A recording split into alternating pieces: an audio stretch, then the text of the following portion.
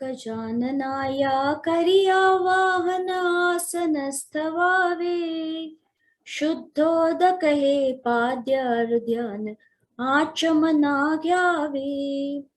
दूध दही घृत मध शर्करा पंचामृत स्नान, अथर्व शीर्षे रुद्र सूक्त सह श्री सूक्ते स्नान. जर तारीची शाल अर्पिली यज्ञोपवित तसे, सर्वांगाला परिमल भाडी तिलक केशरी असे. फुले सुगंधी हिरव्या नाजूक दुर्वा 21, धूप निरंजन चून भाकरी ते नैवेद्यास. कर्पूर आरती मंत्र पुष्प घ्या प्रदक्षिणा नमना, चिली मदिदली सेवा करीतो अनन्य मी शरण. मंत्र कर्म वा भक्ती न जाणे काल्पनिक पूजा, सद्भावाने केली उद्धरी निस्सीम भक्त तुझा. गण गण गणात बोते भजनी दंग सदा तुम्ही, सिद्ध मंत्र हा जपुनी सर्वदा पावन हो आम्ही. एक मागणे शिरी असावा वरद हस्त तुझा, गजाननाही आस पुरवी घ्या नमस्कार माझा. मानस पूजा श्लोक त्रिकाली 21 आवर्तने, उच्चारुनी संकल्प आपुला करिजो श्रद्धेने. मिटतील चिंता हरतील व्याधी टळतील आपत्ती, गजाननाच्या कृपा प्रसादे सहज मोक्ष प्राप्ती. श्री गजानन महाराज की जय. गजानन महाराजांचे हे आवाहन आपल्यापैकी अनेकांना माहीत असेल. आपल्या सद्गुरूंची उपासना कशी करावी, मनोभावे त्यांची पूजा कशी करावी, याचे नितांत सुंदर वर्णन या आवाहनामध्ये आहे. हे वर्णन नुसते ऐकले तरी आपल्या मनाला एक वेगळ्याच प्रकारचे समाधान प्राप्त होते, एक शक्ती प्राप्त होते आणि त्याच्यातून आपल्याला शांतता मिळते. म्हणूनच आज आपण मनशांती आणि मी ह्या आपल्या मालिकेमध्ये बोलणार आहोत पूजेविषयी आणि त्या पूजेचा आपल्या मनावर काय परिणाम होत असतो याविषयी. नमस्कार मंडळी, स्पृहा संवादिनीच्या या नवीन भागामध्ये मी आरती भाट तुमच्या सगळ्यांचे मनपूर्वक स्वागत करते. आपण दर गुरुवारी भेटतो आहोत आणि दर गुरुवारी आपण मनशांतीच्या एका वेगळ्या पैलूविषयी विचार करतो आहोत. आपण ध्यानापासून सुरुवात केली की ध्यान कसे करावे, नंतर आपण श्वासाचे नियंत्रण कसे करावे याविषयी बोललो आणि आजच्या भागात आपण बोलणार आहोत की पूजेचा आणि मनशांतीचा काय परस्पर संबंध आहे. तर पूजा म्हटलं की आपल्याला देवाची मूर्ती, फुले, पूजेचे विधी, रूढार्थाने करायच्या गोष्टी आठवतात, सोवळे ओवळे वगैरे सगळ्या संकल्पना आठवतात, आपल्या मनात येतात. पण मला ज्या पूजेविषयी इथे बोलायचं आहे ना, त्या पूजेत ह्याच्यापेक्षा वेगळा बराच अर्थ अपेक्षित आहे. खरं म्हणजे ह्या फापट वाचण्याविषयी मला बोलायचंच नाहीये, कारण त्याविषयीची बरेच मतमतांतरे असू शकतात, प्रत्येकाच्या घरची पद्धती वेगळी असू शकते आणि जे आपल्या मनाला रुचतं, भावतं, पटतं आणि आपल्याकडे पिढीजात जे चालत आलेले आहे त्या पद्धतीने आपण पूजा करावी.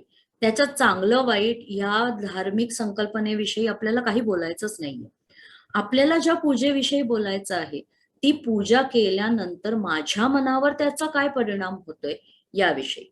जवळपास प्रत्येक घरामध्ये देवघर हे असतंच आणि पूजा केली जाते. अगदी माणसं परदेशी जरी जाऊन राहिली तरी त्यांच्याकडे विधिवत पूजा करणारं कोणीतरी असतं, म्हणजे घरातल्या एखाद्या व्यक्तीला हे काम सोपवून दिलेलं असतं. मग ती व्यक्ती काय करते की आंघोळ झाल्यानंतर देवावर 2 तांबे पाणी घालते, फुलं वाहते, स्तोत्र मंत्र जे काही असतं ते आपले नेहमीचे विधी करत असते. तर आपण ही मूर्ती पूजा का करतो? तर तो निर्गुण निराकार जो परमेश्वर आहे त्याच्याशी आपल्याला जोडलेलं जायचं आहे आणि त्याच्याशी आपल्याला सगुणातनं जोडलेलं जायचंय. हे सगळं ऐकून आपल्याला पूर्वीपासून माहिती आहे, आपल्या संतांनी हे सांगितलेलं आहे. पण मूर्तीपूजेचं खरं गम्य मला माझ्या गुरूंकडून कळलं. माझे गुरु म्हणजे डॉक्टर सुनील काळे म्हणजे दादा. ते काय सांगतात की ह्या अखिल विश्वामध्ये निर्जीव असं काही नाहीच आहे. म्हणजे आपण स्वतःला सजीव समजतो आणि आपण खातो वनस्पतीजन्य पदार्थ, धान्य, पिकं हे जे असतं ते. पण हे झाडं, पानं हे कसं त्याला निर्माण करतात? म्हणजे सजीवाला ते कसं निर्माण करतात? तर माती, ज्याला आपण निर्जीव समजतो, त्या मातीतून ती द्रव्य, ती ऊर्जा ते प्राप्त करतात. वारा, पाणी, सूर्यप्रकाश हे सगळं मिसळून त्या तथाकथित निर्जीव समजल्या जाणाऱ्या गोष्टींमधून सजीवाची निर्मिती होते. म्हणून आपण दगडाच्या देवाला पूजायचं, मातीचं स्वरूप म्हणून. नंतर त्याला झाडांपासून जे आपल्याला मिळतं ते त्याला अर्पण करायचं. फुलं असतील, दुर्वा असतील, जे काही पत्री असतील ते, आणि त्याला नमस्कार करायचा. धूप अगरबत्ती लावून एक वातावरण निर्मिती करायची. प्रकाशाचं प्रतीक म्हणून दिवा लावायचा. आणि ह्या सगळ्यातनं होतं काय, तर आपली चित्त वृत्ती उल्हासित होते, कारण ह्या पंचमहाभूतांशी आपण जोडले गेलेलो असतो. तर आता नवीन युगामध्ये वेगवेगळ्या प्रकारच्या थेरपीज या संदर्भात आलेल्या आहेत, की कॅन्डल थेरपी असते, अरोमा थेरपी असते, ऑरा हिलिंग असतं. ते चांगल्या का वाईट ह्या गोष्टीमध्ये आपल्याला पडायचं नाहीये, कारण तो आपला विषयही नाहीये आजचा. आम्हाला सांगायचा उद्देश हाच आहे की ह्या सगळ्या थेरपींमधनं जे मिळतं ते पूजेच्या स्वरूपातून आपल्याला आपल्या पूर्वजांनी आधीच उपलब्ध करून दिलेलं आहे. दासबोधाचा संदर्भ मी नेहमी घेत असते, कारण मला असं वाटतं की हा केवळ एक भक्तीचा किंवा अध्यात्माचा ग्रंथ आहे असं नाही, तर आपण जगावं कसं ह्याचं प्रॅक्टिकल तत्वज्ञान ह्याच्यात समर्थ रामदास स्वामींनी आपल्याला सांगितलेलं आहे. तर त्याच्यात नवविधा भक्तीचे जे समास आहेत त्याच्यात अर्चन भक्ती ह्या समासात त्यांनी काय सांगितलंय, पाचवी भक्ती ते अर्चन. अर्चन म्हणजे देवतार्चन, शास्त्रोक्त पूजा विधान केले पाहिजे. कसं करावं?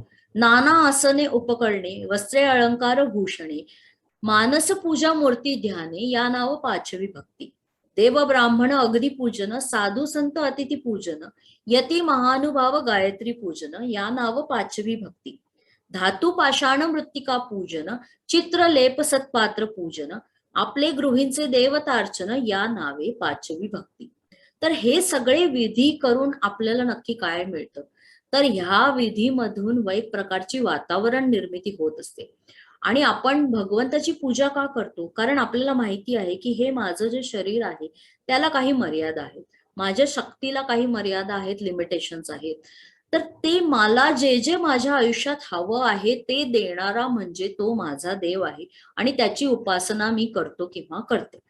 मग तो देव माझ्यासाठी काय काय करतो, तर तो मला संकटातून सोडवतो, तो मला ऐहिक सुखांची प्राप्ती करून देतो. स्वर्गात माझ्यासाठी आत्तापासून जागा देखील त्या देवानी बुक करून ठेवलेली आहे. तर हे सगळे आशावाद जर नसतील तर आपल्यापैकी किती जण पूजा करण्यासाठी उद्युक्त होतील, हा एक रिसर्चचा विषय असू शकतो. आणि ह्या सगळ्या लोकांमध्ये मी सुद्धा आले, कारण आपण जी पूजा करतो ना ती स्वार्थाच्या भावनेतून पूजा करत असतो, आणि त्याच्यात काही चूक आहे असं नाही. फक्त त्या युगे 28 विटेवरी उभ्या असणाऱ्या पांडुरंगास त्याचे काहीही घेणे देणे नसते.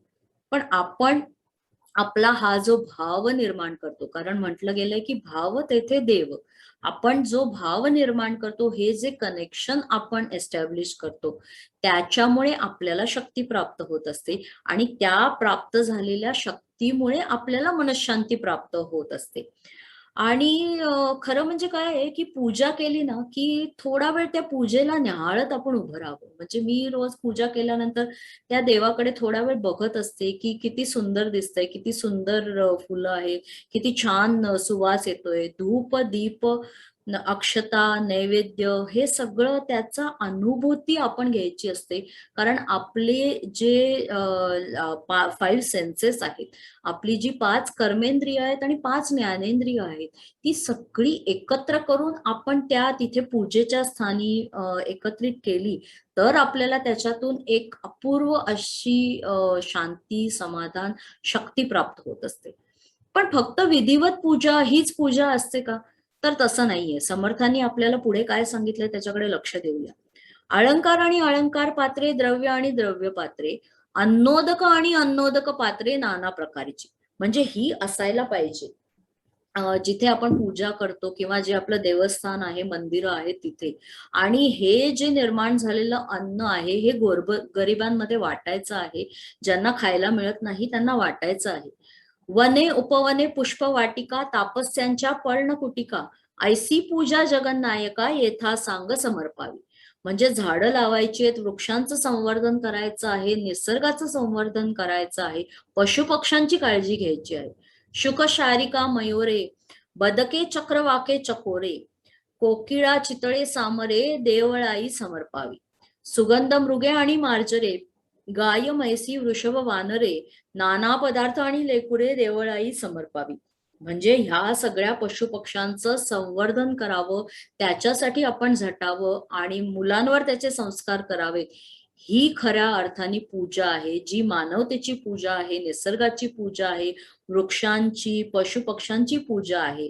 आणि ही एक प्रकारच्या आपल्या पृथ्वीचीच पूजा आहे. तर ह्या प्रकारे पूजा केली तर मला असं वाटतं की ती त्या देवाला नक्कीच पावते. म्हणजे माझ्याकडे जेव्हा डिप्रेशनच्या केसेस येतात तेव्हा मी त्यांना सांगते की तुम्ही कुठल्या तरी एनजीओ मध्ये व्हॉलंटियर म्हणून काम करायला सुरुवात करा. काही तास आठवड्याचे त्याच्यासाठी काढा आणि मग बघा काय होतं ते. सगळ्यांनाच ते पटतं असं नाही, पण ज्यांना ते पटलं आणि त्यांनी ते काम करायला सुरुवात केली, त्यांचा असा अनुभव आहे की डिप्रेशन कुठच्या कुठे पळून जातं. आणि त्याच्यामुळे आपल्याला मनाला जो आजार झालेला आहे, शरीराला जो आजार झालेला आहे, तो सुद्धा पळून जातो. कारण ती आपली खरी पूजा असते आणि ती पूजा देवाला पावते. काया वाचा आणि मने, चित्ते वित्ते जीवे प्राणे, सद्भावे भगवंत अर्चने, या नाव अर्चन भक्ती. ऐसेच सद्गुरूचे भजन, करुणी असावे अनन्य, या नाव भगवत भजन पाचवी भक्ती. तर देव ही शेवटी काय आहे? ही शेवटी आपली संकल्पना आहे आणि ती आपण आपल्या सोयीसाठी निर्माण केलेली संकल्पना आहे. कारण जगाचे नियंत्रण करणारी ही जी शक्ती आहे ती माझ्या मागे उभी आहे आणि ती मला मदत करत आहे, असा आपला भाव जेव्हा असतो तेव्हा तो आपल्या सेल्फ एस्टीमसाठी, आपल्या कॉन्फिडन्ससाठी, आपल्या आत्मविश्वासासाठी खूप उपयोगी ठरत असतो. आणि त्यामुळे आपण जेव्हा जेव्हा पूजा करतो तर तो अनुभव आपण आपल्या मनात साठवला, तो घेऊन आपण आपल्या दिवसाची कर्म केली, तर आपली सेल्फ एफिकसी सुद्धा वाढते आणि आपण शांतपणे आपला दिवस, आपलं कर्म करू शकतो. हा माझा असा अनुभव आहे.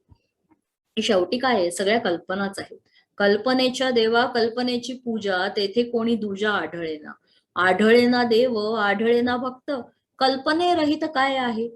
आहे तैसे आहे, कल्पना नस आहे, दास म्हणे पाहे अनुभवी. म्हणून कल्पनेतल्या देवाची पूजा करावी आणि त्याच्याशी स्वतःला जोडून घ्यावं. आणि आपल्याकडे एखाद्या विधीसाठी काही कमी असेल, काही एखादी गोष्ट नसेल, तर जे जे आपण असं पाहिजे ते ते कल्पून वाहिजे, येणे प्रकारे कीजे मानस पूजा.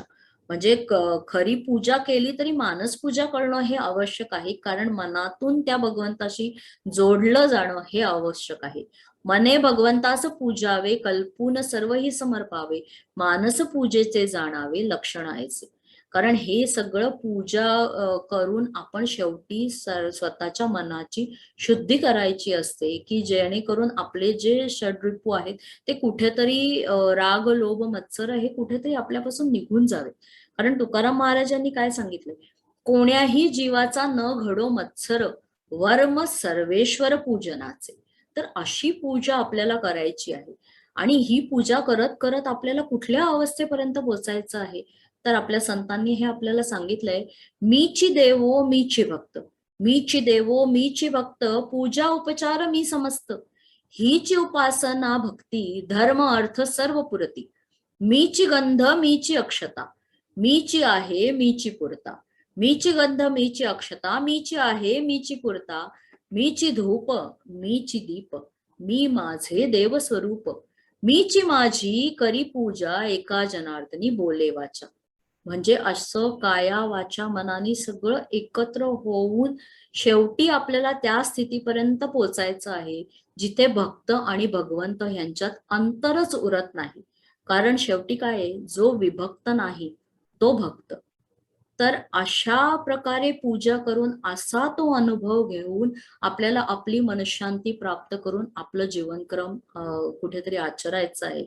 आणि ती शांतता, ती चिरंतन शांतता प्राप्त करायची आहे. कारण शेवटचा दिस सुखी व्हावा यासाठी केला होता सगळा अट्टाहास.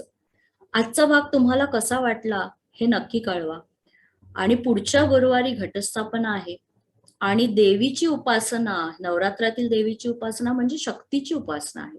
तर तेव्हा आपण बोलणार आहोत आपल्या मनाच्या शक्तीविषयी, धैर्याविषयी आणि त्याचा आपल्या मनशांतीवर काय परिणाम होतो याविषयी. तर तोपर्यंत तुमची रजा घेते. पण तुम्ही स्वतःची काळजी घेत राहा, स्वस्थ राहा, मस्त राहा आणि इतरांचीही काळजी घेत राहा. जर सबस्क्राईब केलं नसेल तर चॅनलला सबस्क्राईब करा आणि आपल्या मित्रमंडळींसमवेत हा एपिसोड नक्की शेअर करा. आणि तुमचा अनुभव काय आहे, तुमचं मत काय आहे, तुमचा अभिप्राय काय आहे हे आम्हाला नक्कीच कळवा. तोपर्यंत रजा घेते. धन्यवाद.